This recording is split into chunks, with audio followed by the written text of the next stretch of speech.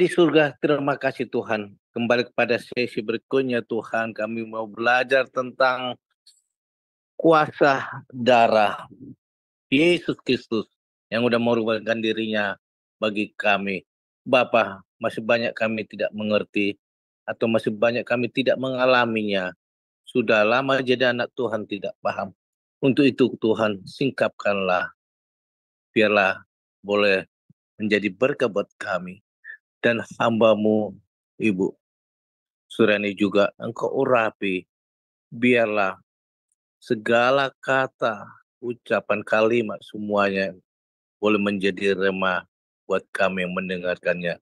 Berilah kami roh yang rindu terus mendengar pengajaran-Mu Tuhan. Dan juga buat Ibu Ana Chandra juga, Engkau urapi juga yang pindah acara ini dari awal hingga akhirnya. Dan juga saudara Kodeks Trinity Agus yang mengawasi IT, juga Engkau urapi juga. Biar segala peralatan semua bekerja dengan baik. Segala kuasa-kuasa kegelapan yang coba mengganggu acara kami ikat di dalam nama Tuhan Yesus Kristus. Indahlah Engkau. Terima kasih Bapak di surga. Kami siap menerima pengajaran-Mu di dalam nama Tuhan Yesus Kristus. Kami berdoa. Amin.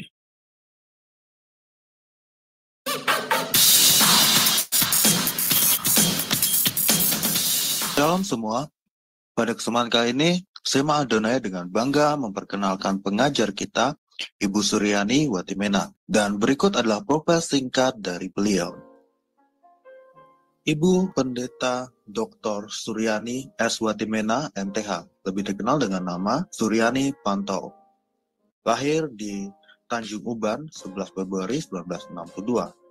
Beliau mengenyam pendidikan di SD Negeri 1, Tarempa, SMP Gideon, Jakarta Utara, SMA Negeri 13, Jakarta Utara, Sarjana Teologi, School for Advanced Studies, SAS, Word of Life, Philippines, Major Missiology, Torpedo Bible School, Manila, Philippines, Major Missiology, Torpedo South Bible, Reverend Crest Chalet, ST Spa, Colorado, USA, STT Inalta, Magister Theology, STT IKAT, Pasca Sarjana, Doctoral Ministry, Konversi Proses to DDH. Pengalaman pelayanan. Pengurus Bendahara Pamukri, Persekutuan Pemuda Indonesia, Youth for Christ, mengajar sekolah minggu, pelayanan dari COCM dan Berita Hidup, mengajar Bible Study Muda-Mudi Indonesia, Makati, Filipina, mengajar Bible Study khusus ibu-ibu diploma Kedutaan Indonesia Makati Filipina, penyiar radio Kristen FEBC, Far East Broadcasting Company International, pelayanan di Handicap Hospital Colorado, pelayanan penginjilan keliling bersama tim Ambassador Internasional sebagai penterjemah dan pengkhotbah. Ditasbis menjadi pendeta oleh Sinode Gereja Kristen Sahabat Indonesia GKSI. Sekarang jadi GSI, Gereja Sahabat di Indonesia.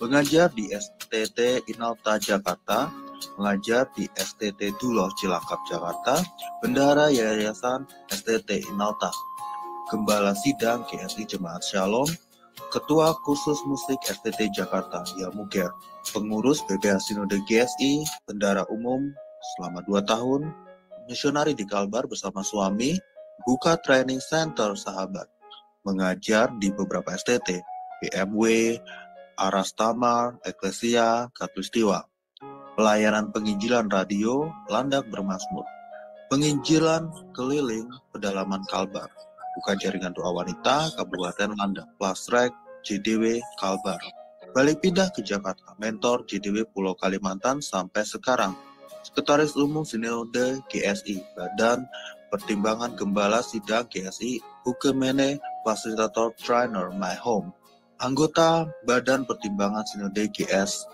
Gembala Sidang GSI Shalom, Wakil Gembala Gereja RCCG City of David, Jakarta, YouTuber anggota ASTI dengan nama channel Suryani Pantau. Dari Zoom Sema Adonai terus menyuarakan pengajaran firman Tuhan yang membangun iman. Para narasumber pengajar di Zoom Sema Adonai sangat kompeten dan semuanya, teman-teman di mana saja berada, baik yang ada di Indonesia maupun yang ada di luar negeri ya. Luar biasa, Tuhan memberikan fasilitas yang luar biasa. Lewat media ini kita bisa bertemu walaupun dari berbagai-bagai belahan dunia ya. Itu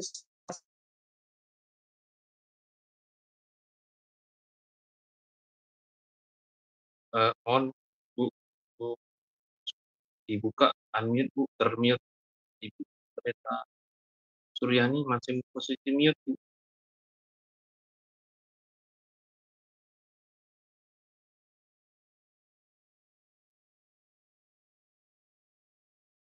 Tuhan, kami siap mendengar nama Yesus. Haleluya. Amin. Ya, saudara yang kekasih di dalam Tuhan Yesus, pada malam ini kita akan belajar kuasa dalam darah Yesus ya. Kuasa apa saja ya, di dalam darah Tuhan Yesus Kristus bagi kita yang percaya kepadanya. Mari kita membuka Alkitab kita dari Ibrani pasal 9 ayat 19 dan 22. Ibrani pasal 9 ayat 19 dan 22. Saya akan bacakan. Sebab sesudah Musa memberitahukan semua perintah hukum Taurat kepada seluruh umat, ia mengambil darah anak lembu dan darah domba jantan serta air dan bulu merah dan hisop, lalu memerciki kitab itu sendiri dan seluruh umat, sambil berkata, inilah darah perjanjian yang ditetapkan Allah bagi kamu. Dan juga kemah dan semua alat untuk ibadah dipercikannya secara demikian dengan darah. Dan hampir segala sesuatu disucikan menurut hukum Taurat dengan darah. Dan tanpa penumpahan darah tidak ada pengampunan. Saya akan bacakan bagian terakhir. Dan hampir segala sesuatu disucikan menurut hukum Taurat dengan darah, dan tanpa penumpahan darah tidak ada pengampunan. Nah, saudaraku yang kekasih, dari ayat bacaan yang kita lihat tadi, yang kita baca ya, bahwa menegaskan tidak ada, ayat 22, tidak ada pengampunan tanpa penumpahan darah. Sudah jelas di sini penumpahan daripada darah Yesus Kristus. Di ayat 19, ini ada dalam perjanjian lama bahwa Musa memercikkan darah domba dan darah lembu ya ke kitab dan seluruh umat Israel. Dan dalam ayat yang ke-20 di situ sambil berkata, inilah darah perjanjian yang ditetapkan Allah bagi kamu. Jadi darah perjanjian itu artinya bahwa ada perjanjian darah. Jadi umat Israel ketika mereka mengatakan bahwa mereka akan setia kepada Tuhan, kemudian diikat dengan darah. Jadi covenant, ya, jadi covenant, jadi benar-benar perjanjian darah di mana mereka dipercik dengan darah. Dan kemudian Musa sambil berkata, inilah darah perjanjian yang diadakan Tuhan dengan kamu berdasarkan segala firman ini. Ayat ini langsung menunjukkan kepada Yesus yang adalah Tuhan. Itu sendiri yang meneguhkannya. Nah, mari kita melihat di dalam Matius pasal 26 ayat 28. Jadi Yesus langsung meneguhkan ini. Sebab inilah darahku, darah perjanjian yang ditumpahkan bagi banyak orang untuk pengampunan dosa. Jadi ribuan tahun sebelum itu, di dalam perjanjian lama, di dalam kitab Musa, di dalam kitab Taurat ya, telah mengatakan bahwa Musa mengatakan inilah darah perjanjian yang ditetapkan bagi kamu. Dan kemudian digenapi di dalam Tuhan Yesus. Dan Tuhan Yesus ketika dia berkata, inilah darahku, darah perjanjian. Jadi ini langsung connect apa yang dikatakan di dalam hukum Taurat, apa yang dikatakan oleh Musa, apa yang telah ditetapkan Tuhan di dalam perjanjian lama mengenai darah perjanjian ini. Nah, darah perjanjian ini adalah darah Yesus Kristus sendiri. Dan Yesus sendiri mengkonfirm dan dia langsung meneguhkan apa yang dikatakan di dalam Taurat.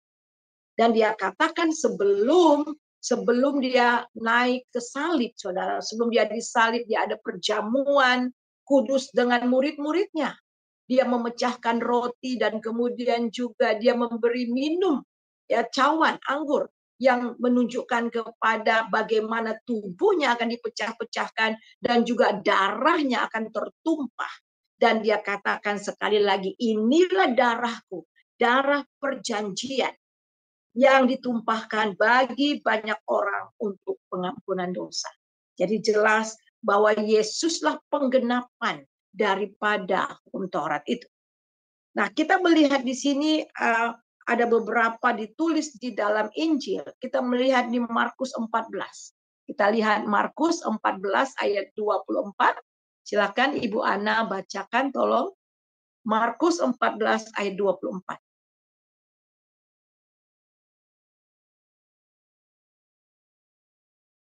Ya, ada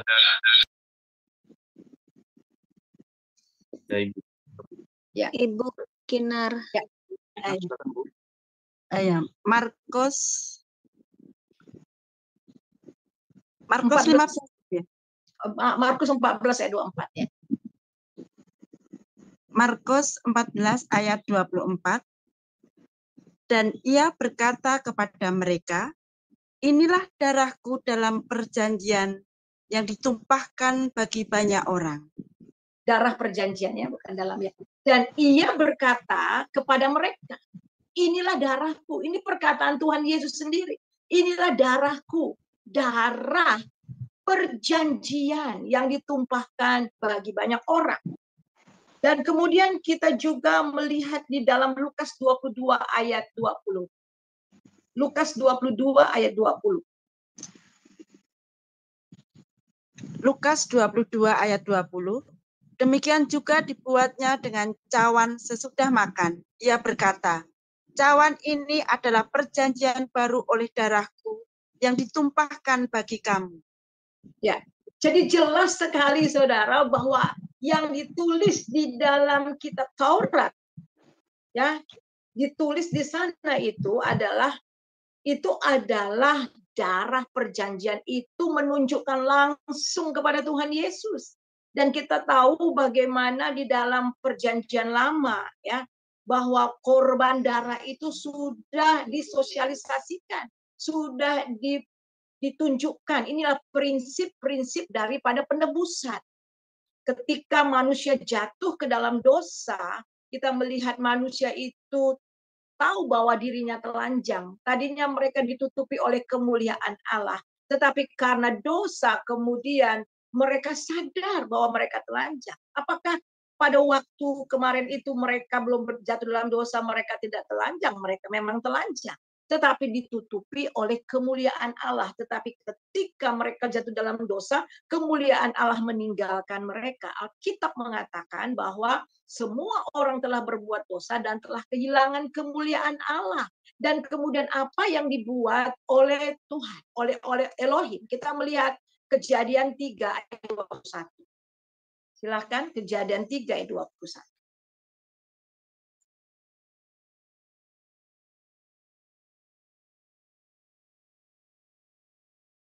Silakan Bu. Maaf, sebelum saya mut. Kejadian 3 ayat 21.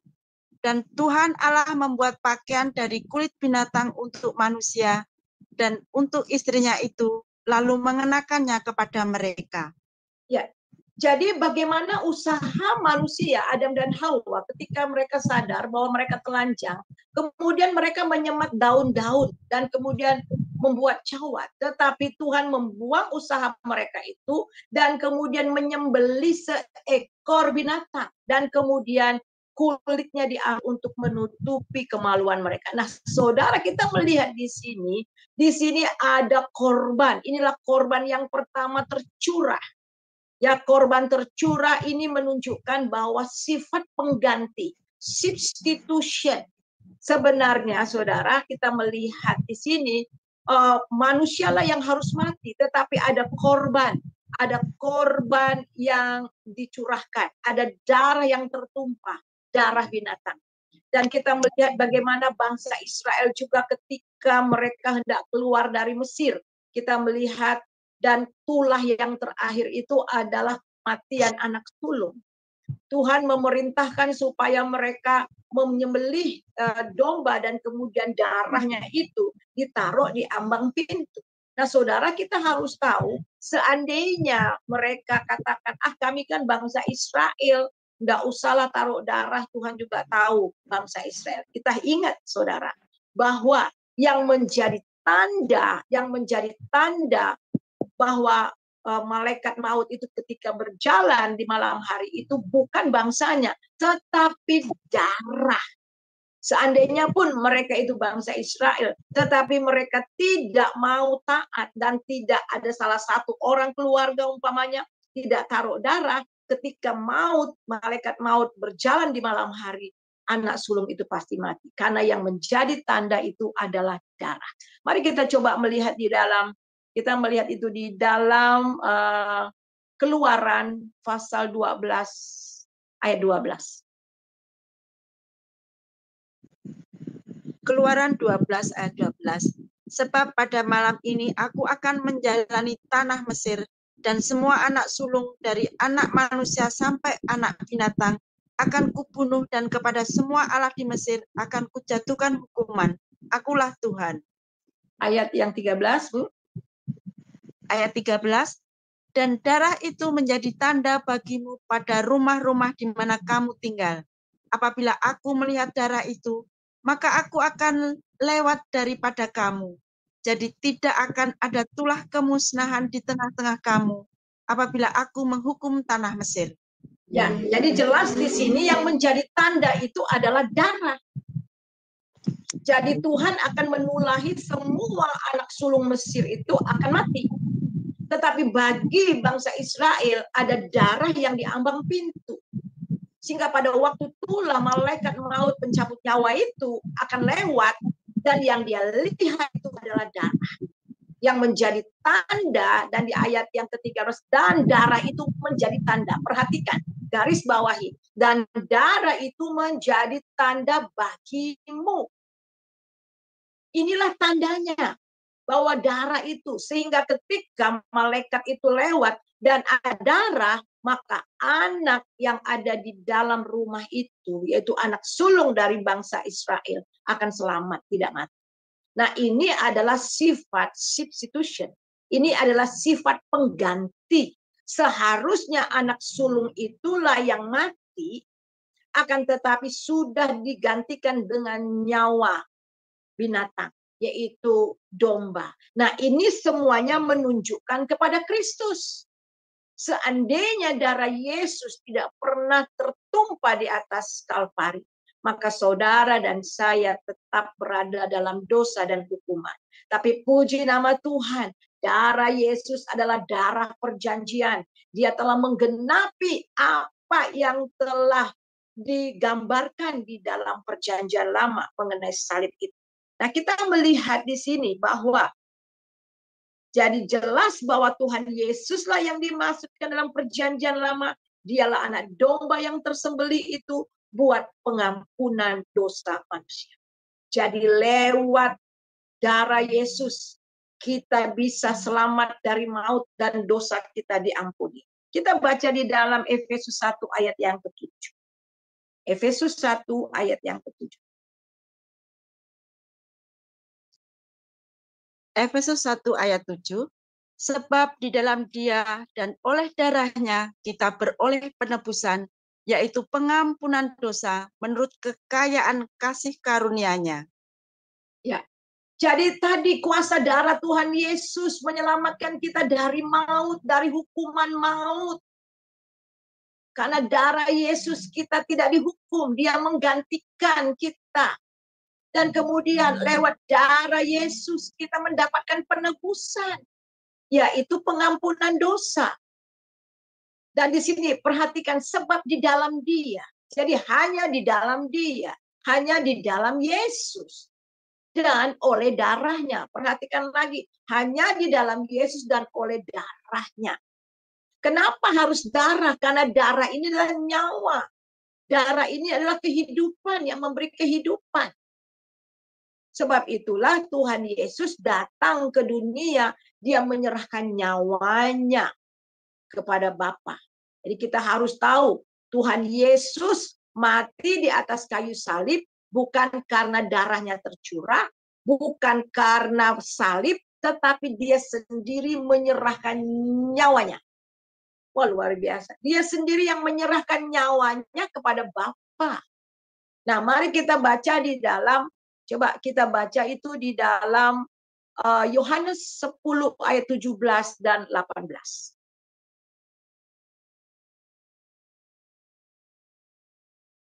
Silakan Ibu Ana. Ya, 17 18. Ya. Yohanes 10 ayat 11 sampai 12. Ayat 17 18. Oh ya. Bapa mengasihi aku oleh karena aku memberikan nyawaku untuk menerimanya kembali. Ayat 18. Tidak seorang pun mengambilnya daripadaku, melainkan aku memberikannya menurut kehendakku sendiri. Aku berkuasa memberikannya dan berkuasa mengambilnya kembali. Inilah tugas yang kuterima dari Bapakku. Ya, jadi jelas, coba ayat yang ke-17. Ayat yang ke-17 di sini dikatakan, Bapa mengasihi aku oleh karena apa? Aku menyerahkan nyawaku. Jadi darah ini adalah nyawa, saudara. Jadi dia menyerahkan nyawanya, menyerahkan darahnya untuk apa? Untuk menerimanya kembali. Tidak seorang pun yang dapat mengambil daripada, ternyata nyawa Yesus. Tidak ada seorang pun yang dapat mengambilnya. Melainkan aku memberikannya. Melainkan aku memberikannya menurut kehendakku. Jadi oleh sebab itulah disalib, Tuhan Yesus katakan, Bapa, kuserahkan nyawaku ke dalam tanganmu. Jadi dia sendiri menyerahkan. Dan ketika dia menyerahkan, kemudian dia mati. Jadi dia sendiri, dan yang sangat luar biasa. Dia bukan hanya memberikan menurut kehendak. Jadi menurut kehendaknya sendiri. Dan aku berkuasa memberikannya. Nah, dia berkuasa memberikan nyawanya. Dan berkuasa juga mengambilnya kembali. Jadi ketika hari ketiga dia mengambil nyawanya itu kembali. Dia hidup kembali. Apakah ada orang yang seperti ini? Siapa kita yang bisa menyerahkan nyawa dan kemudian mengambil nyawa kembali? Jadi jelas bahwa di sini dia itu adalah Tuhan. Dia menjadi daging. Kenapa dia harus menjadi daging? Kenapa firman harus menjadi daging? Supaya lewat daging Tuhan Yesus di atas kayu salib, dosa-dosa kita diletakkan di atas daging Yesus. Kita coba baca di dalam, kita baca itu di dalam Roma pasal yang ke-8, ayat yang ke-3 dan ke-4. Roma pasal 8. Roma 8, ayat 3. Sebab apa yang tidak mungkin dilakukan hukum Taurat karena tak berdaya oleh daging, telah dilakukan oleh Allah dengan jalan mengutus anaknya sendiri dalam daging yang serupa dengan daging yang dikuasai dosa karena dosa. Ia telah menjatuhkan hukuman atas dosa di dalam daging. Ayat 4. Supaya tuntutan hukum Taurat digenapi di dalam kita yang tidak hidup menurut daging, tetapi menurut roh. Wah, ini luar biasa, saudara. Apa yang tidak mungkin dilakukan hukum Taurat karena daging kita nggak berdaya. Bukan hukum Taurat itu yang berdosa, tapi kita sudah terjual di bawah kuasa dosa. Sehingga daging kita nggak bisa melakukan hukum Taurat. Kita ini nggak sempurna. Hukum Taurat itu sempurna. Ada 10-1 dilanggar, sudah langgar semua. Adakah orang yang mampu? Tidak ada yang mampu. Daging kita sudah terjual di bawah kuasa dosa. sehingga kita nggak mampu. Taurat itu rohani, tetapi tubuh kita, daging kita telah dikuasai, telah terjual di bawah kuasa dosa. Coba kita lihat dalam Roma pasal yang ke-7 ayat 14. Roma 7 ayat 14, sebab kita tahu bahwa hukum Taurat adalah rohani, tetapi aku bersifat daging, terjual di bawah kuasa dosa. Nah itu, sebab aku tahu bahwa hukum Taurat itu adalah rohani, tetapi aku ini, kita ini bersifat daging, terjual di bawah kuasa dosa. Kita nggak sanggup melakukan dengan kekuatan daging kita. Oleh sebab itulah Yesus harus menjadi daging. Kita kembali kepada Roma 8 ayat yang ketiga. Roma 8 ayat 3. Ayat 3. Silakan. Sebab apa yang tidak mungkin dilakukan hukum Taurat karena tak berdaya oleh daging, telah dilakukan oleh Allah dengan jalan mengutus anaknya sendiri dalam daging, yang serupa dengan daging, yang dikuasai dosa karena dosa. Ia telah menjatuhkan hukuman atas dosa di dalam daging. Ya, supaya jelas. hukum Taurat digenapi di dalam kita yang tidak hidup menurut daging, tetapi menurut roh. Amin. Jadi saudara, Tuhan Yesuslah menggenapi. Kenapa dia harus jadi daging? Supaya darahnya, dia seperti anak domba yang tersembelih, darahnya tercurah lewat daging yang dipecah-pecahkan, lewat darah yang tercurah dari tubuh yang mengalir itu, saudara, lewat dagingnya, sehingga apa yang nggak mungkin dikerjakan oleh daging kita dilakukan di dalam daging Yesus, supaya di dalam Tuhan Yesus kita menggenapi hukum Taurat. Oh, luar biasa. Jadi dengan kematian darah Yesus tercurah itu, kita bisa menggenapi hukum Taurat di dalam Yesus. Sebab itulah ayat keempat katakan supaya tuntutan hukum Taurat digenapi di dalam kita. Supaya tuntutan hukum Taurat digenapi di dalam kita yang tidak hidup menurut daging, tapi menurut roh. Jadi setelah kita percaya Yesus, setelah kita mengalami penebusan, setelah kita bertobat menerima Yesus sebagai Tuhan dan Juru Selamat, kita dimateraikan dengan Roh Kudus. Kita menerima Roh Kudus itu kembali yang tadinya karena dosa telah meninggalkan kita, kita mati secara rohani. Tetapi lewat Roh Kudus itu kita dihidupkan kembali. Sehingga apa? Kuasa darah Yesus memerdekakan kita dari hukum dosa dan hukum Taurat. Jadi jelas ya. Kita melihat di sini karena Yesus telah mencurahkan darahnya, maka hukum Taurat digenapi di dalam kita. Wah, ini dahsyat.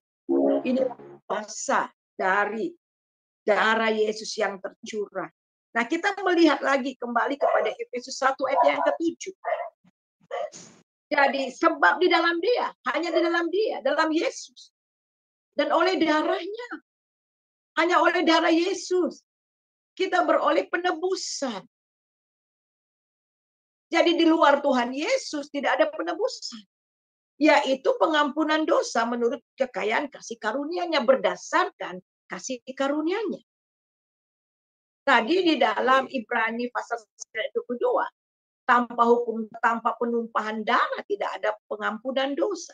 Jadi seandainya kalau ada orang yang mau bertobat, tapi di luar Tuhan Yesus, tidak ada pengampunan, saudara. Ini jelas, ini firman Tuhan. Saya berbicara firman Tuhan. Ini Alkitab. Karena tanpa penumpahan darah Yesus tidak ada pengampunan. Jadi kalau orang bertobat di luar Yesus, tetap dosanya ada di sana. Jadi saudara, harus di dalam Tuhan Yesus. Harus di dalam dia dan di dalam dan oleh darah Tuhan Yesus, maka ada pengampunan. Kita beroleh penebusan, yaitu pengampunan dosa. Orang Yahudi meyakini bahwa hanya Allah yang berkuasa mengampuni dosa manusia. Dan Yesus menyatakan dia berkuasa mengampuni dosa manusia. Kita dapat lihat itu di dalam Markus. Kita lihat itu di dalam Markus pasal yang ke-21. Kita lihat Markus 21 ayat yang ke-11. Saya akan baca, kita akan baca dulu dari ayat yang ke-5 ya, sampai ayat yang ke-11. Bu, Markus sampai 16, Bu. 16 Ya? ya. Markus sampai 16. Oh, Markus 2 maksud saya. So, maaf. Markus 2, salah. Markus 2. Ayat berapa, Bu? Maaf. Bu, Mulai dari ayat yang ke-5 ya.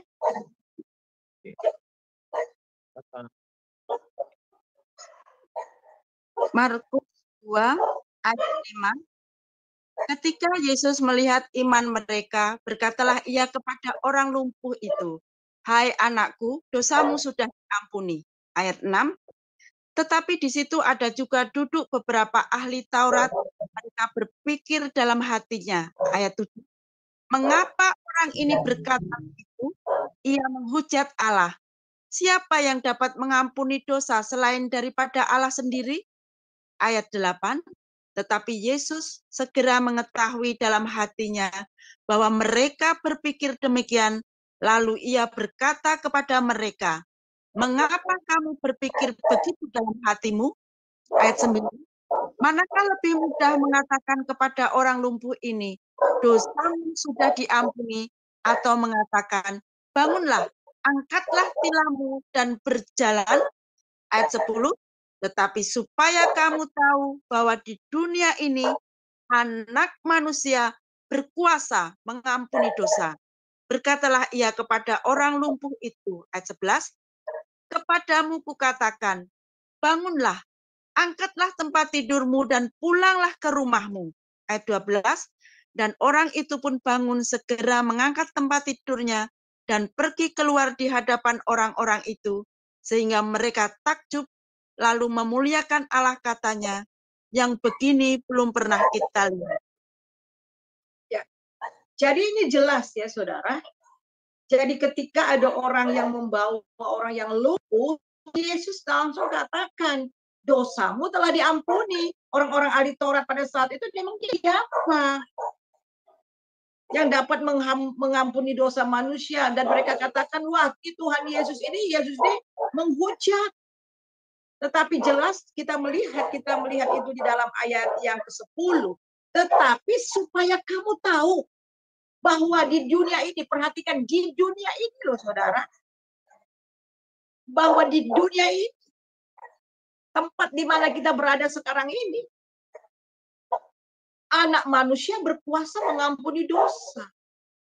Anak Manusia itu Dia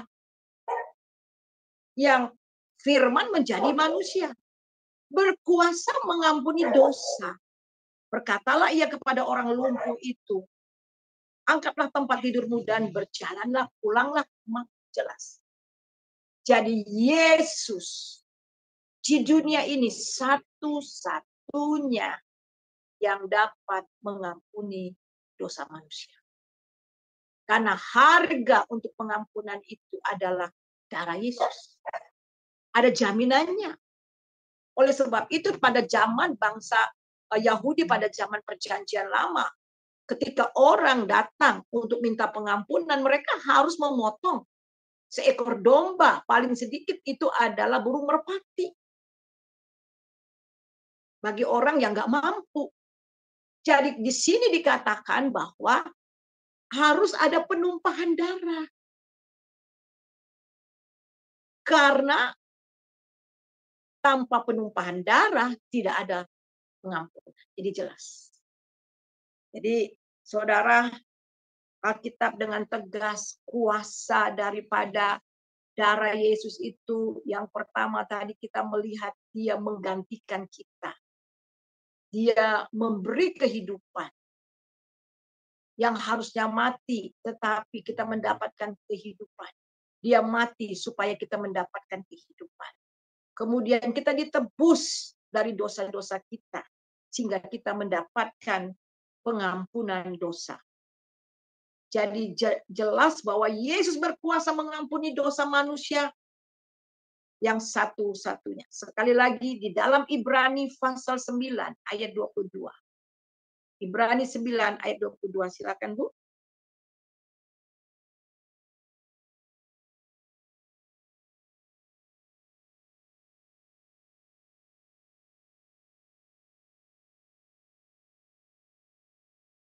Ya, silakan baca. Ibu kita mungkin mau unmute gitu.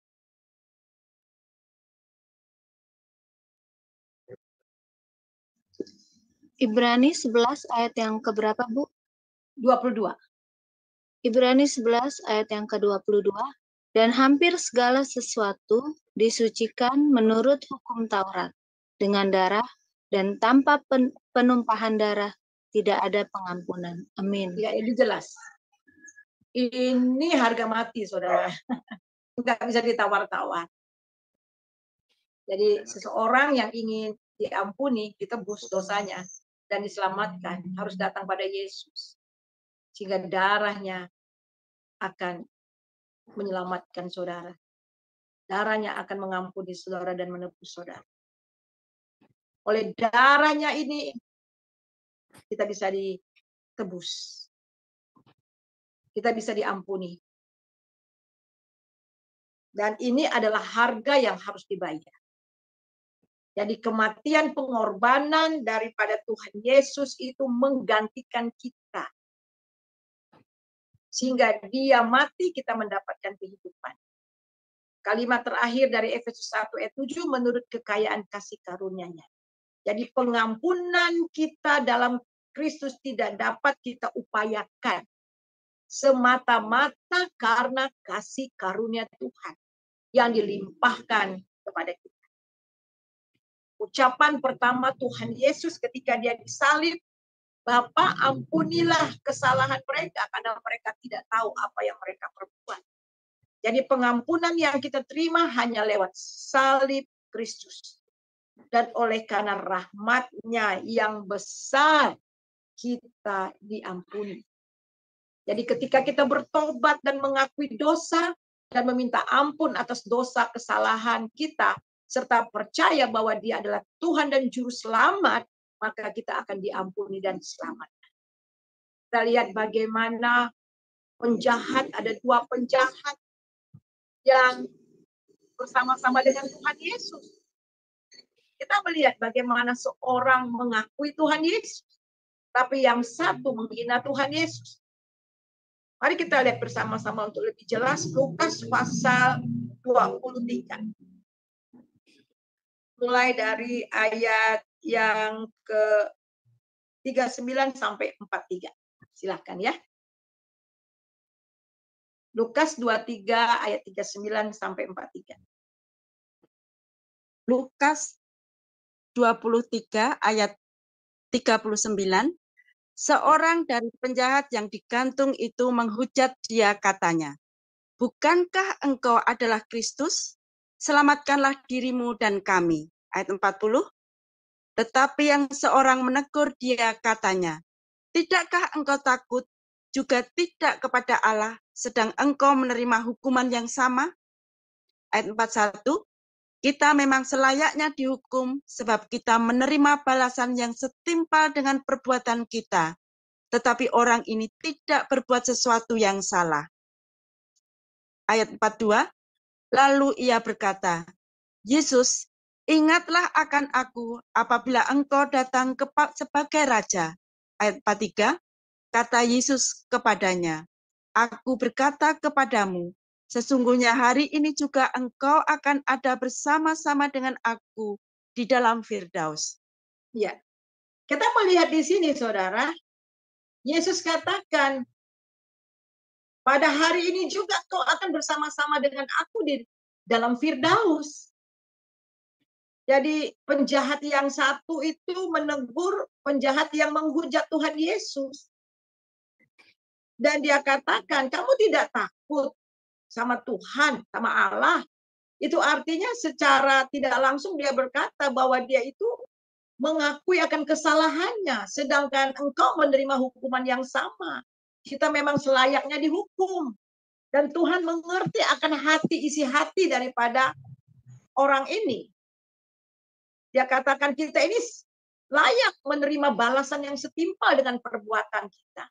Tapi orang ini sama sekali tidak bersalah. Dan kemudian dia ingat, Tuhan Yesus, ingatlah aku apabila engkau datang sebagai Raja. Wow.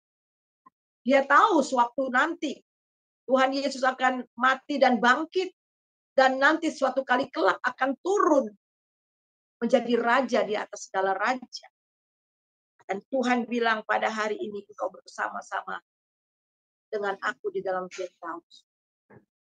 Jadi kita melihat di sini bahwa oleh salib saja, oleh darah Yesus, dan oleh kebangkitannya, kita bisa diselamatkan.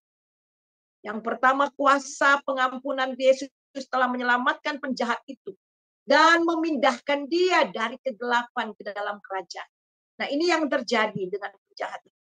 Yang pertama, kuasa darah Yesus yang tercurah itu telah mengampuni penjahat itu dan menyelamatkan dia dan memindahkan dia dari kegelapan dan masuk ke dalam kerajaan anaknya yaitu Yesus.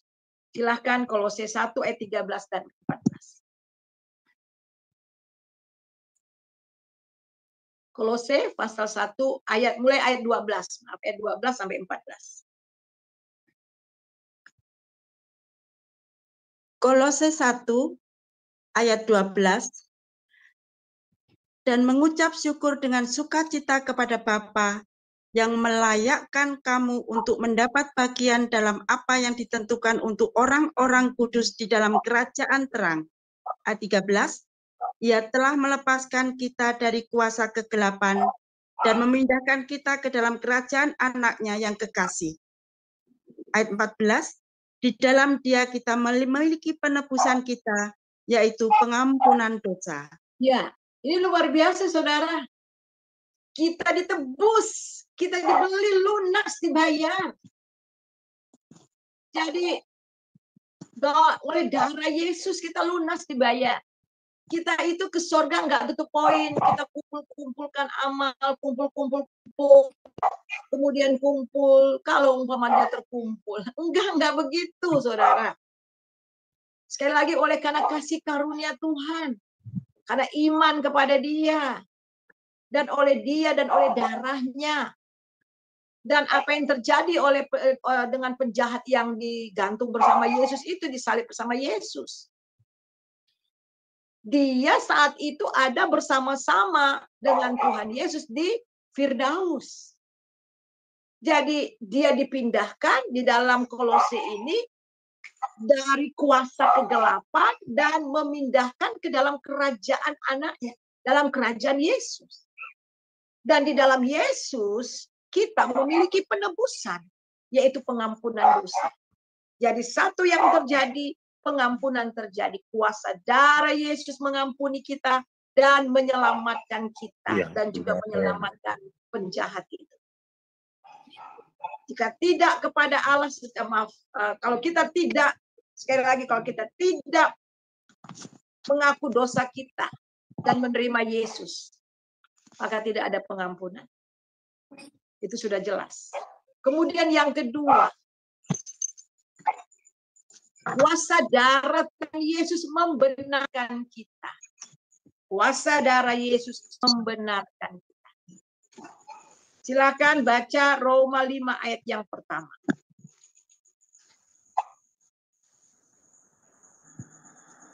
Roma 5 ayat 1. Hasil pembenaran.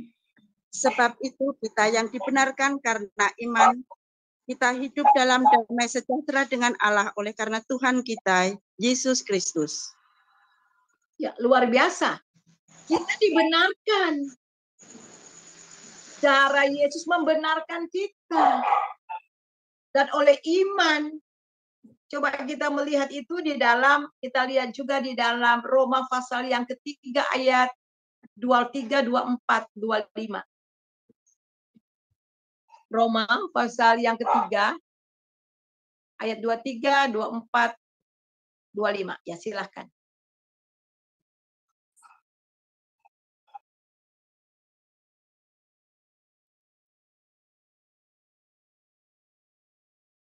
Silakan Ibu.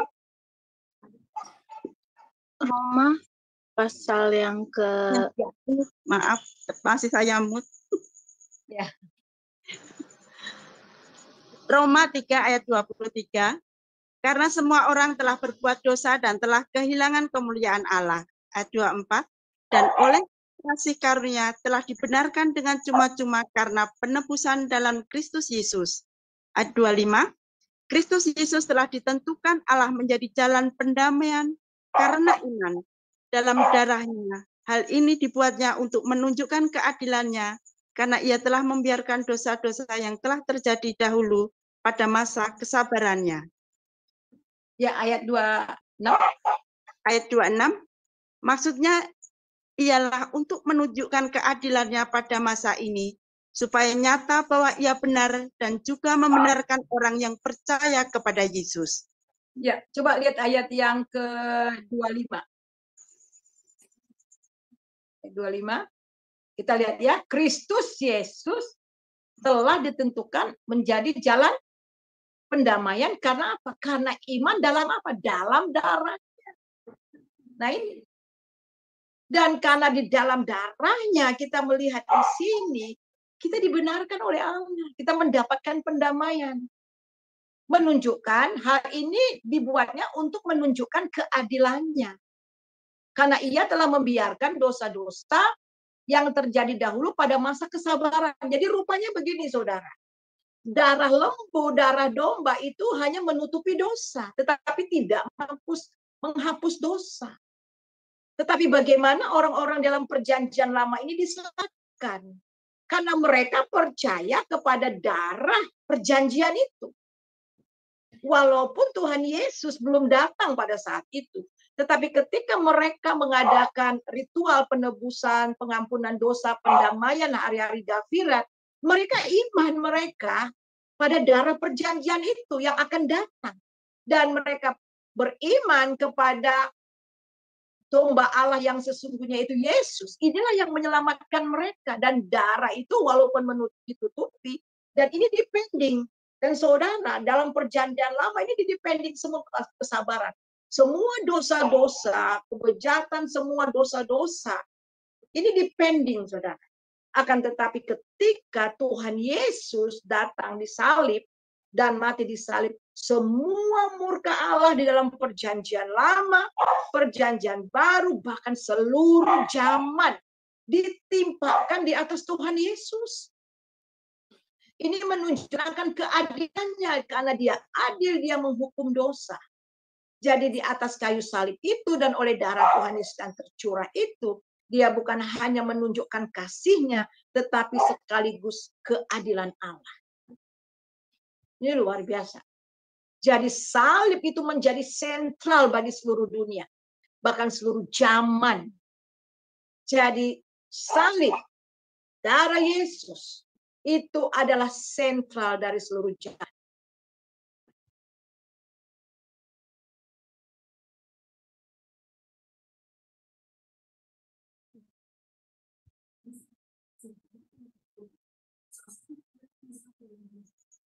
Kita lihat lagi. Jadi oleh kuasa pengampunan Kristus kita dibenarkan. Ada 3 hal yang terjadi ketika kita dibenarkan oleh Allah. Ada 3 hal yang terjadi ketika kita dibenarkan oleh Allah. Yang pertama, dibenarkan artinya dosa kita diampuni. Wow, dosa kita diampuni. Silakan 2 Korintus 5 ayat 19.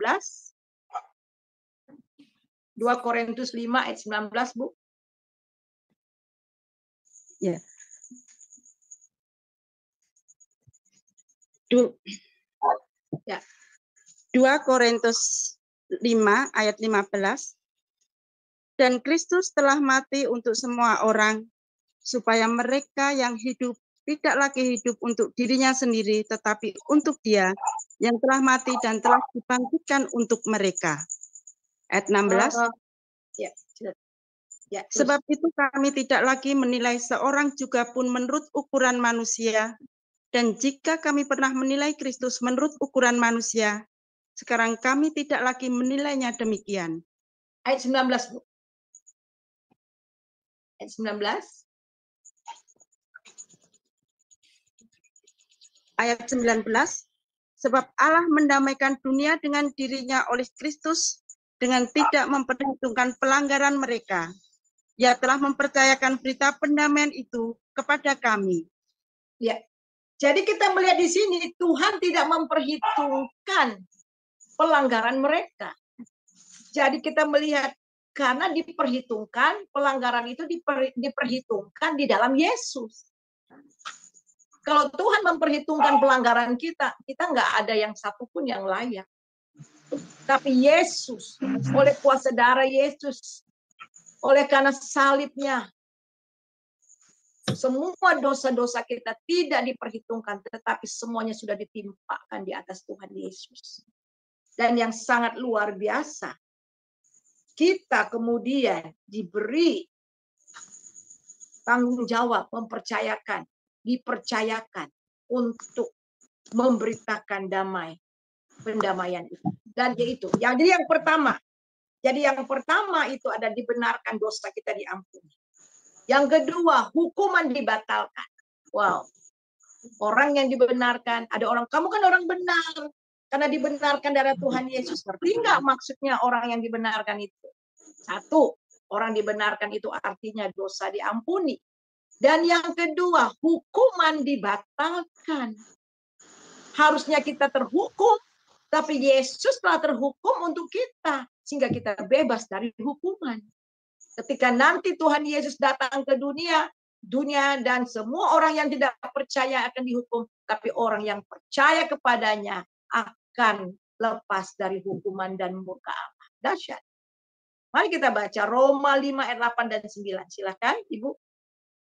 Roma 5 ayat 8 dan 9.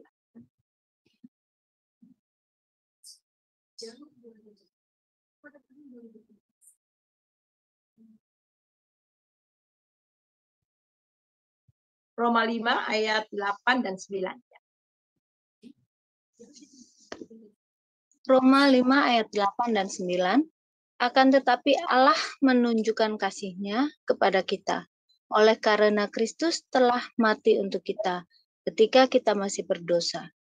Lebih-lebih karena kita sekarang telah dibenarkan oleh darah-Nya, kita pasti akan diselamatkan dari murka Allah. Amin. Ya, luar biasa. Amin. Jadi kita pasti diselamatkan dari apa? Murka Allah. Jadi murka Allah, hukuman Allah dibatalkan dan kita selamat dari murka Allah. Oleh karena kita sudah dibenarkan oleh darah-Nya. Inilah kuasa darah Yesus bagi kita. Kemudian yang ketiga, kita menerima pendamaian. Kita menerima pendamaian. Roma 5 ayat 1 saya akan bacakan. Sebab kita yang dibenarkan karena iman, kita hidup dalam damai sejahtera dengan Allah oleh karena Tuhan kita Yesus Kristus. Wow, luar biasa saudara. Perhatikan, kita yang dibenarkan. 1, dosa sudah diampuni. 2, hukuman dibatalkan. 3, berdamai dengan Allah. Kita berdamai dengan Allah. Kita hidup dalam damai sejahtera dengan Allah. Allah itu tidak jauh di sana yang tak terjangkau. Tetapi Dia yang telah menjangkau kita di dalam Tuhan Yesus. Kita hidup dalam damai. Kita bisa datang kepada Tuhan. Lewat darah-Nya kita bisa menghampiri Dia. Masuk ruang Maha Kudus dengan darah anak domba. Nah itu. Jadi kita sudah bisa masuk ke hadirat Tuhan. Itu hanya dimungkinkan oleh darah Yesus. Perjanjian lama, orang yang bisa masuk ke tempat Maha Kudus itu adalah hanya imam besar. Itu pun lewat harus bawa korban darah, harus ada darah. Tapi sekarang darah Yesus telah tercurah sehingga kita layak untuk masuk. Kita bisa ada akses untuk masuk menghadap hadirat Allah kapan saja. Coba baca di dalam Ibrani pasal 9 mulai dari ayat yang ke-12. Ibrani pasal 9 ayat yang ke-12. Ya, silahkan. Ibrani 9 ayat 12. Dan ia telah masuk satu kali untuk selama-lamanya ke dalam tempat yang kudus, bukan dengan membawa darah domba jantan dan darah anak lembu, tetapi dengan membawa darahnya sendiri, dan dengan itu ia telah mendapat kelepasan yang kekal. Ayat 13.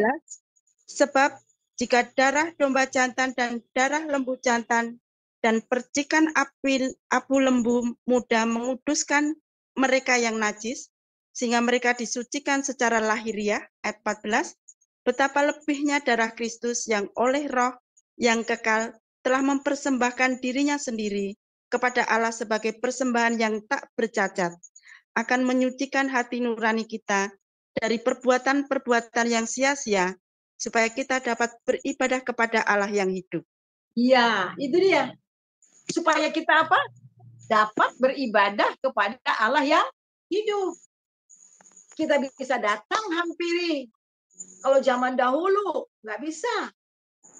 Pada zaman dulu dalam perjanjian lama setahun sekali Imam Harun mengadakan hari Ghafir, hari pendamaian.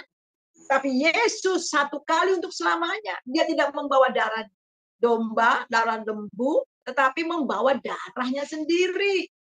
Dan dengan darah itu kita disucikan. Dan dosa-dosa kita dihapus. Kalau perjanjian lama hanya dipending, hanya ditutupi, saudara. Tetapi ketika darah Yesus tercurah, dihapus. Wah, luar biasa, saudara. Jadi, supaya apa? Supaya kita dapat beribadah. Jadi, roh kita dengan roh Allah bisa bersekutu. Kita bisa berseru, ya Aba, ya Bapa. Sebab itulah firman Tuhan katakan, Paulus katakan, kita ini adalah bait Allah, di mana Roh Kudus ada di dalam kita. Ini ada penyembahan, ada ibadah yang terus-menerus. Hari Minggu persekutuan seperti ini hanya kita berkumpul satu dengan yang lain, saling menguatkan di dalam Tuhan. Tetapi ibadah yang terus-menerus itu personal kita dengan Tuhan. Dan kita bisa datang menghampiri Dia kapan saja, anytime, any hour. Dan kita bisa datang menghadap Dia di segala tempat, di segala penjuru, karena Dia adalah Maha Hadir. Dia enggak di tempat hanya satu penjuru, hanya satu arah, tidak. Tetapi seluruh arah, karena Dia ada di mana-mana. Kapan saja, di mana saja kita datang. Bisa datang menghampiri Dia. Itu dimungkinkan hanya oleh darah Yesus. Karena kita sudah berdamai. Karena kita sudah berdamai. Kita coba kembali lihat di dalam Roma pasal 5 ayat yang kedua sekarang.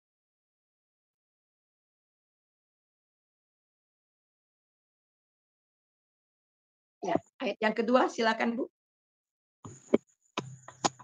Roma 5 ayat 2. Oleh Dia kita juga beroleh jalan masuk oleh iman kepada kasih karunia ini. Di dalam kasih karunia ini, kita berdiri dan kita bermegah dalam pengharapan akan menerima kemuliaan Allah. Wow, luar biasa.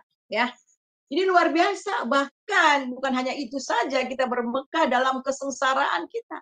Karena kita tahu bahwa kesengsaraan itu menimbulkan ketekunan, dan ketekunan menimbulkan tahan uji. Tahan uji menimbulkan pengharapan.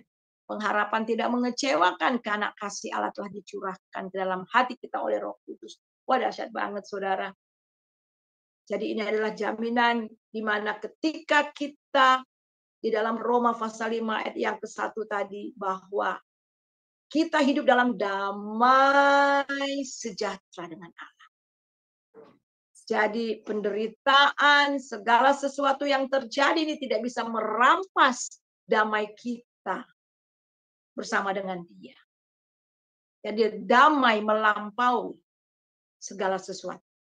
Sebab itulah Tuhan Yesus katakan bahwa damai yang diberikan oleh dunia tidak sama dengan damai yang diberikan oleh Tuhan. Karena damai itu tidak bisa direnggut oleh siapapun, karena damai ketika, dan apa yang terjadi ketika kita berdamai, ada beberapa hal. Yang pertama, kita diperdamaikan dengan diri kita sendiri. Pertama, kita berdamai dengan Allah. ketika kita berdamai dengan Allah, dan yang kedua kita bisa berdamai dengan diri kita sendiri. Ada begitu banyak orang membenci diri, bahkan bunuh diri, sakit hati dengan diri, tidak mau menerima diri karena nggak berdamai dengan diri sendiri. Saya pernah baca dulu bahwa musuh yang terbesar itu adalah diri sendiri. Bahkan diri sendiri itu menjadi musuh diri sendiri. Tetapi ketika kita berdamai dengan Allah, kita berdamai dengan diri kita sendiri. Dan yang ketiga itu kita bisa berdamai dengan orang lain. Omong kosong kalau kita katakan bahwa kita sudah berdamai dengan Allah, tetapi kita musuh kiri kanan depan belakang. Orang yang sudah berdamai dengan Allah, berdamai dengan diri sendiri, maka dia juga akan berdamai dengan orang lain. Kita kemudian keempat, kita menerima pelayanan pendamaian itu. Kita menjadi agen pendamaian. Kita mendamaikan orang lain kepada orang lain. Dan kemudian kita mendamaikan orang lain kepada Allah lewat berita Injil yang kita beritakan. Kita baca itu di dalam 1 Korintus pasal 5 mulai dari ayat yang ke-18 sampai 20. 2 Korintus 5 ayat 18 sampai 20.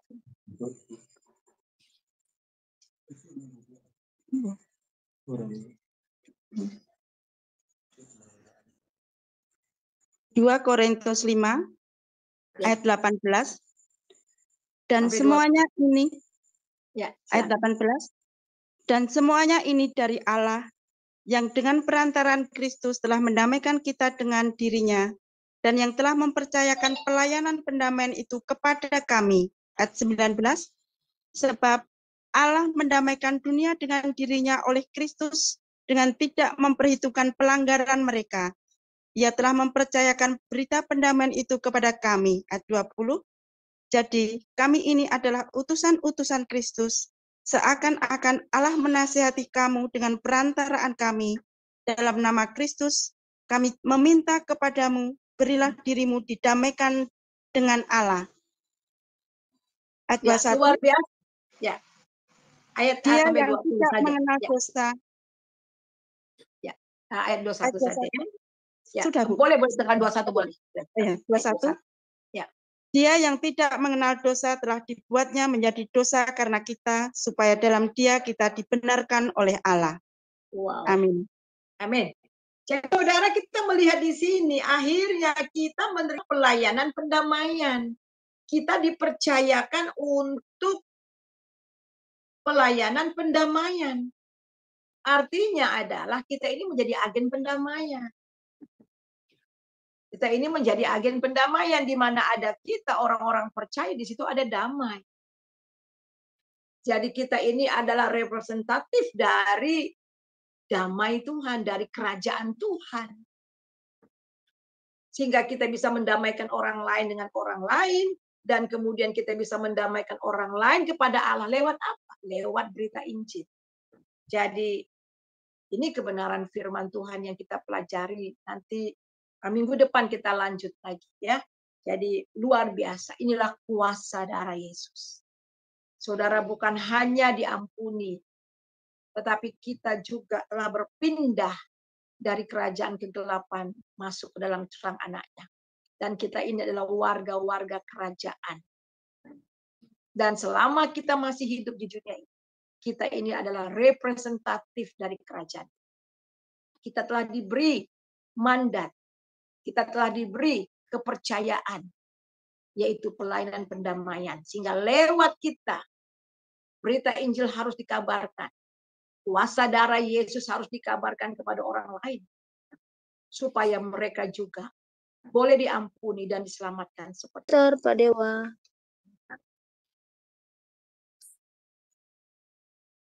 Salam Bu dosen, terima kasih atas informasi yang luar biasa.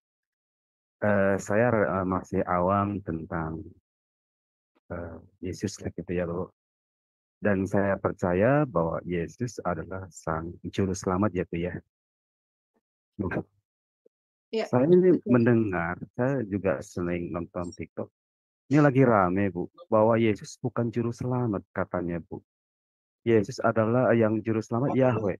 Itu bagaimana ya, Bu? Hmm.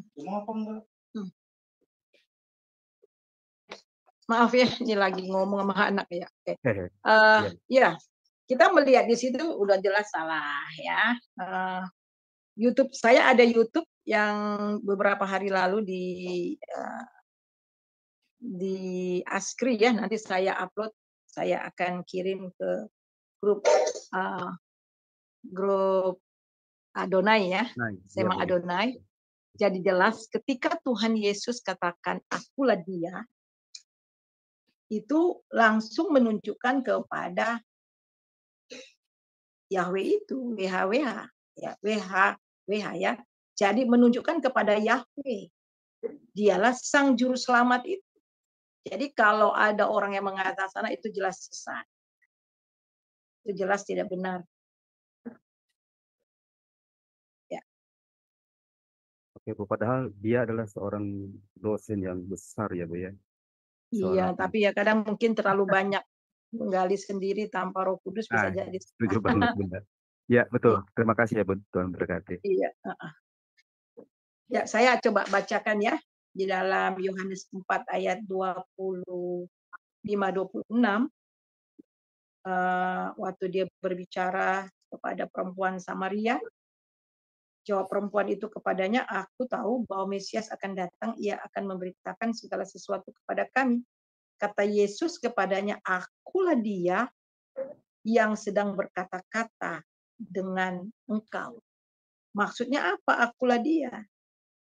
Ya, dia di dalam perjanjian lama itu siapa? Yahweh. Ya, jadi Yahweh. Ada banyak ayat dan saya mau tunjukkan beberapa ayat ya. Kita coba lihat di dalam, bentar ya. Coba kita lihat di dalam Keluaran pasal 3 ayat 13 dan 14. Silakan baca. Keluaran pasal 3 ayat 13 dan 14. Lalu Musa berkata kepada Allah, tetapi apabila aku mendapatkan orang Israel dan berkata kepada mereka, Allah nenek moyangmu telah mengutus aku kepadamu. Dan mereka bertanya kepadaku, bagaimana tentang namanya? Apakah yang harus kujawab kepada mereka? Firman Allah kepada Musa, aku adalah aku. Lalu firman-Nya, beginilah kau katakan kepada orang Israel itu, akulah aku, telah mengutus aku kepadamu. Ya. Nah, kita melihat di situ aku adalah aku. Ini pakai present. Aku adalah aku dalam bentuk present. I am that I am. Jadi lampau, sekarang, dan akan datang. Dia sudah ada dulu, sekarang, dan selamanya. Akulah aku. Jadi kita melihat ini Tuhan memperkenalkan dirinya, aku adalah aku. Ehye, aser ehye. Perkataan itulah I am. I am dalam bahasa Inggrisnya I am. Bahasa Yunaninya itu adalah ego eimi.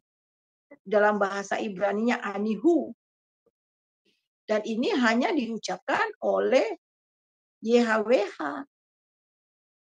Yang dikaitkan erat dengan ungkapan Allah terhadap dirinya sendiri, penyataan dirinya.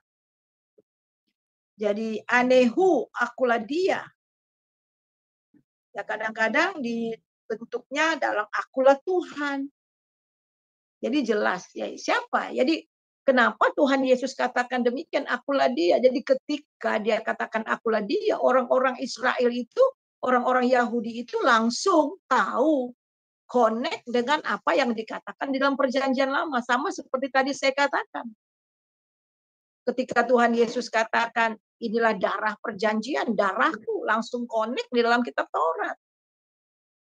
Jadi itu connect. Jadi mereka orang-orang Yahudi tahu betul itu artinya dialah Yahweh itu. Coba baca Yesaya 41 ayat 4. Yesaya pasal 41 ayat 4. Siapakah yang melakukan dan mengerjakan semua itu? Dia yang dari dahulu memanggil bangkit keturunan-keturunannya. Aku, Tuhan yang terdahulu, dan bagi mereka yang terkemudian, aku tetap Dia juga. Ya, aku tetap Dia. Akulah Dia. Coba baca di Yesaya 43 ayat 10.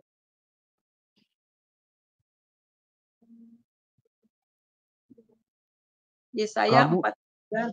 3 ayat 10. Kamu inilah saksi-saksiku. Demikianlah firman Tuhan dan hambaku yang telah kupilih, supaya kamu tahu dan percaya kepadaku dan mengerti bahwa aku tetap Dia. Sebelum aku tidak ada Allah dibentuk, dan sesudah aku tidak akan ada lagi. Ya, jelas ya. Jadi jelas di sini ya, Tuhan Yesus kata di sini dikatakan ya, Yahweh mengatakan dan inilah Yesus yang digenapi dalam Tuhan Yesus. Kamu inilah saksi-saksiku, demikianlah firman Tuhan. Hambaku yang kupilih supaya kamu tahu bahwa kepadaku dan mengerti bahwa aku tetap Dia. Sebelum aku tidak ada Allah dibentuk dan sesudah aku tidak ada. Jadi kita melihat di sini, akulah Dia. Jadi Tuhan Yesus berkata juga di dalam Yohanes pasal 8 ayat 24, kalau tidak percaya kepada Dia, maka mereka akan mati dengan dosa-dosa mereka. Coba baca di dalam Yohanes 8 ayat yang ke-24.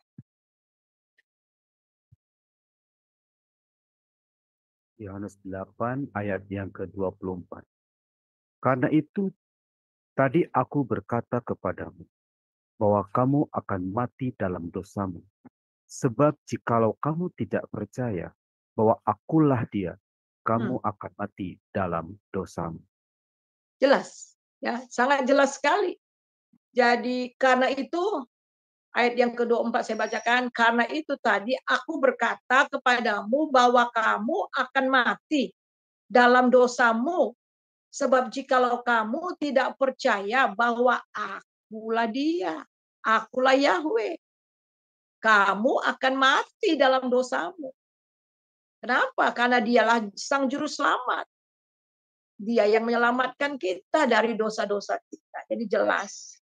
Di dalam kita baca juga, coba saya Yesaya 4, coba Yesaya 43. Yesaya 43, kita coba baca di dalam ayat yang ada akulah juru selamat. Tidak ada yang lain. Coba mulai dari ayat berapa ya? Ya itu dia, ayat 11. Silakan baca. Akulah Tuhan, dan tidak ada juru selamat selain daripadaku. Ayat yang ke-12. Akulah yang memberitahukan, menyelamatkan, dan mengabarkan. Dan bukannya Allah asing yang ada di antaramu. Kamulah saksi-saksiku. Demikianlah firman Tuhan, dan akulah Allah. Ya, ayat yang berikutnya. 13. Juga seterusnya, aku tetap Dia, dan tidak ada yang dapat melepaskan dari tanganku. Aku melakukannya, siapakah yang dapat mencegahnya? Ya, jadi jelas ya. Jadi ini adalah Yahweh yang berbicara, jelas. Dan Yesuslah penggenapannya. Yesuslah Yahweh itu di dalam perjanjian lama yang firman menjadi daging. Dialah juru selamat, ya. Jadi udah jelas ya, itu aja ya penjelasan dari saya. Jadi tidak bisa dibantahkan lagi akan hal ini bahwa karakter nature daripada Allah itu adalah juru selamat, menyelamatkan. Ya, Dia yang menyelamatkan kita. Ya. Silakan lagi, ada pertanyaan?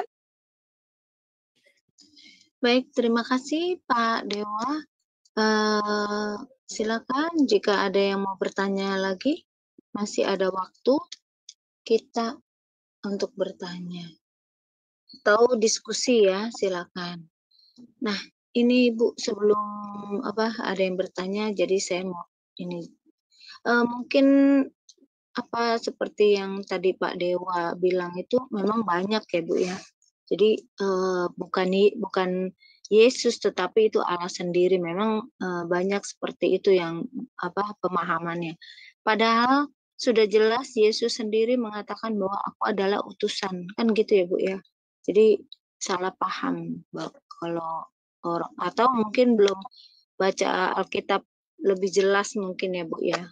Padahal sudah jelas itu Yesus mengatakan aku adalah utusan, dan Yesus itu yang menebus dosa kita, kan seperti itu ya Bu ya. Ya, jadi kata utusan itu karena memang dia datang ke dunia menjadi manusia. Jadi iya, betul. kita berbicara sebagai manusia, kita harus tahu bahwa Tuhan Yesus itu mempunyai dua nature. Dia 100% Allah dan dia juga 100% manusia. Jadi sebagai manusia memang dia datang ke dunia terus oleh Bapa. Ya, kemanusiaan Tuhan Yesus. Kenapa? Tadi kita sudah jelas tadi, kenapa dia harus datang ke dunia menjadi daging? Yaitu supaya dia dapat mencurahkan darahnya. Dia mati bagi penebusan dosa. Itu jelas ya. Iya, betul. Ya. Jadi intinya kita juga bersyukur ya Bu ya dengan Allah ya, maksudnya Allah kita yang hidup, yang rela istilahnya Datang ke dunia. Ya. Jadi dan menebus dosa-dosa kita. Kalau Allah kita tidak mengasihi kita ciptaannya, mungkin Allah tidak mengutus firman-Nya, kan seperti itu ya Bu ya. Tapi kita bersyukur dan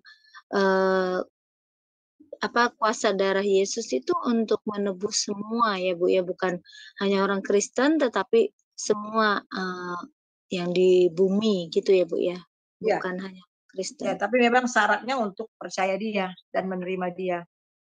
Jadi pengampunan dosa itu untuk semua bangsa, untuk semua orang di dunia ini. Tapi darah Yesus berlaku kalau kita bertobat terima dia. Percaya beriman kepada Yesus. Jadi bagi mereka yang menolak Tuhan Yesus ya enggak akan terjadi cara itu.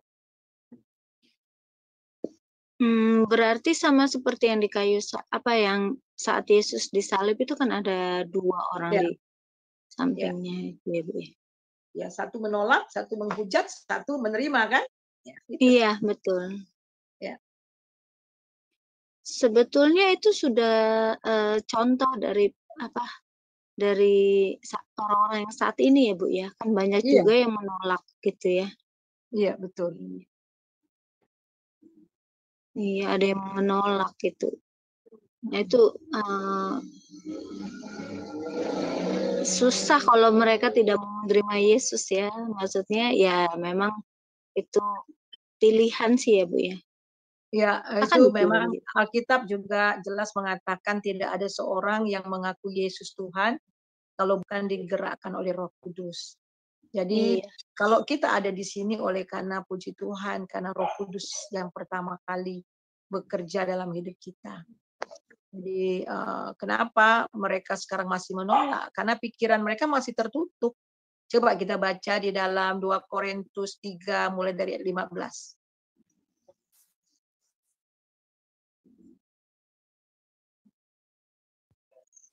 2 Korintus ya.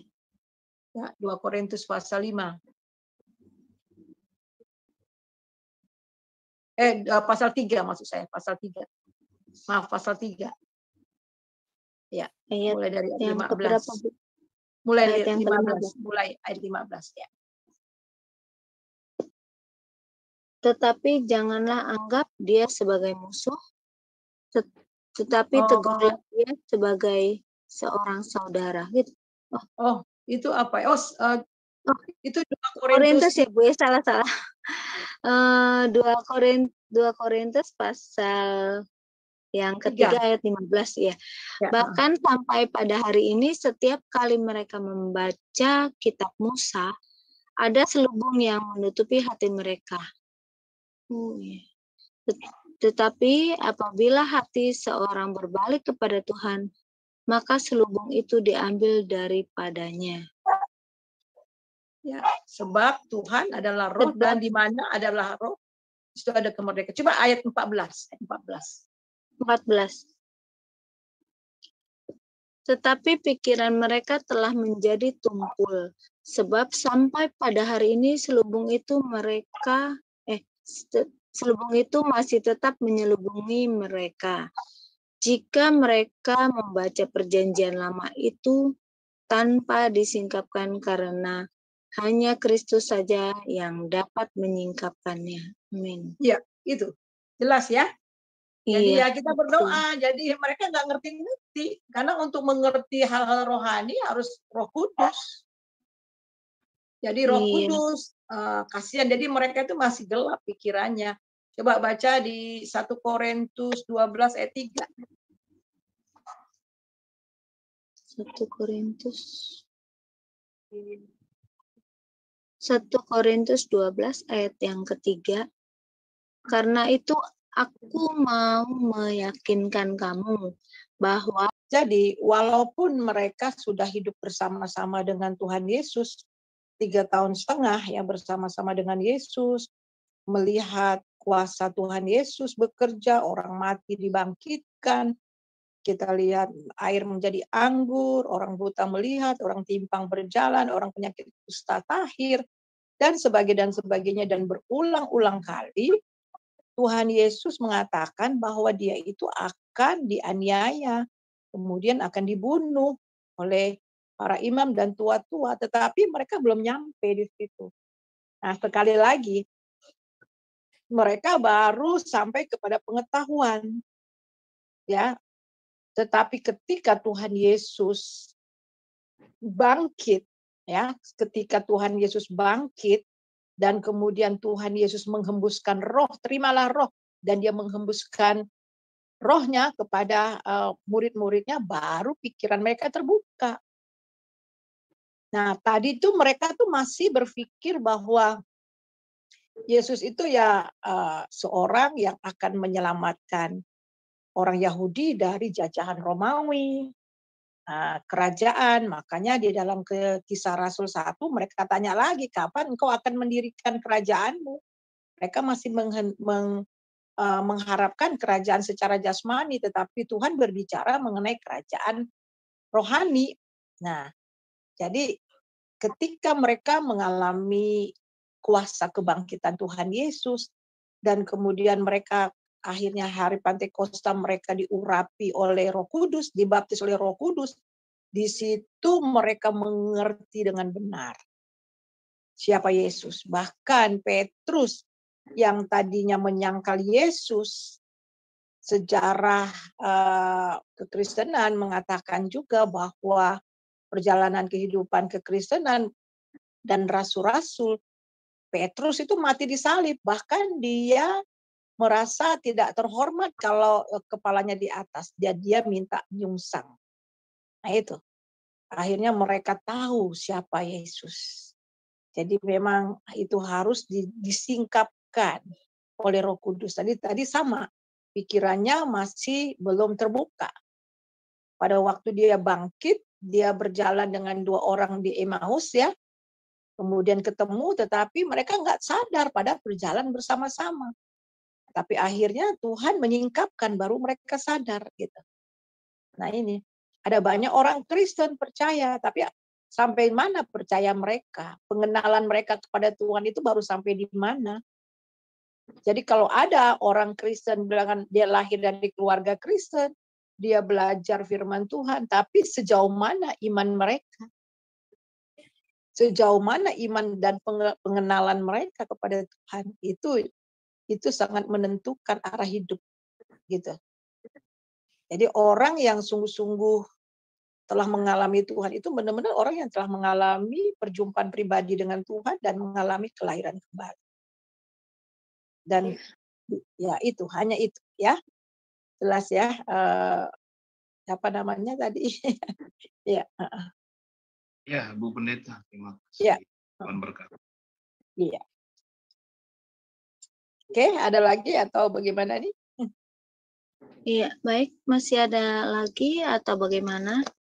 Ini masih ada waktu? Tidak ada ya? Iya. Baik, kalau tidak ada kita tutup ya.